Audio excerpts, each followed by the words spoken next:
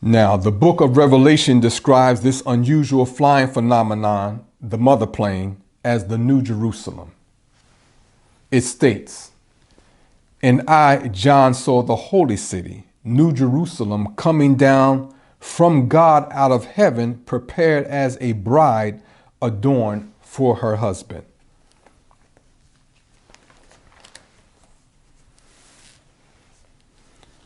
Now, given that these prophecies were written thousands of years ago as part of the original people's history, then Master Fard Muhammad, this Almighty God who comes in the last days, had to fulfill this prophecy. Hence, he built the mother plane right here on earth.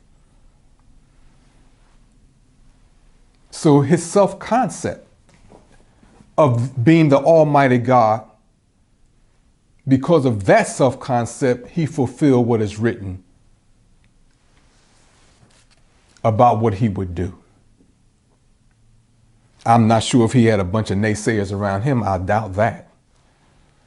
But nevertheless, if he did, it did not stop him from fulfilling what was written of him.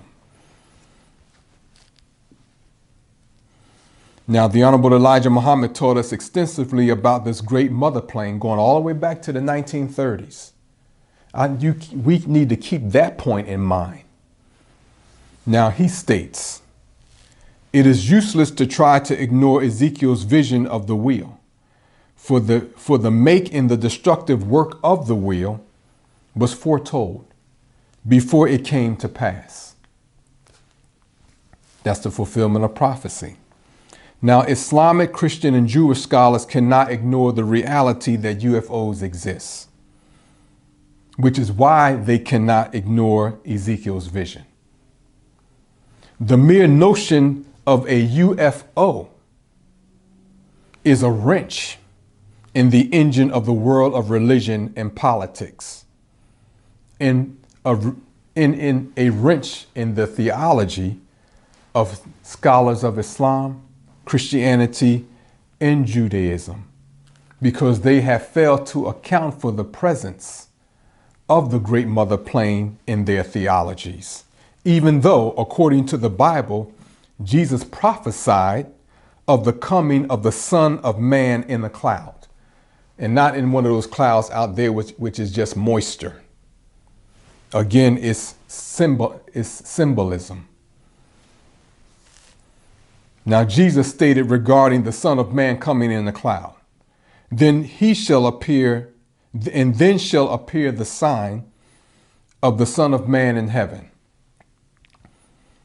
And then shall all the tribes of the earth mourn, and they shall see the Son of Man coming in the clouds of heaven with power and great glory."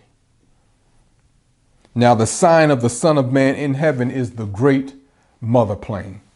It's a sign that there's a power in the world that no one knows too much about, except what you learn from the Honorable Elijah Muhammad. And certainly no nation on the earth can overcome. Now, it's quite evident that Jesus of 2,000 years ago knew that he was not the Son of Man, or else he wouldn't have made that statement in the Gospel of Matthew.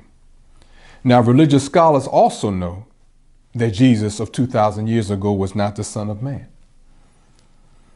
They have used this verse, however, to put forth the notion of the so-called second coming of the Messiah. But this is an interpretation laid atop the falsehood that Jesus of 2,000 years ago was the Messiah. Theoretically, there can be no second coming unless the bondage of Abraham's seed occurred prior to 1555, when the black people of Africa were brought into slavery in the Western Hemisphere. But this prophecy was not fulfilled until 1555.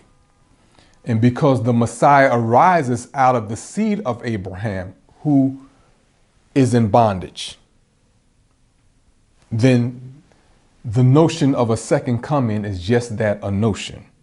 However, if it is plausible, it refers to the Honorable Louis Farrakhan's second visit in return from the mother plane as the Christ to execute or complete the divine judgment of this satanic world. So there is a second coming, but it's not 2,000 years apart.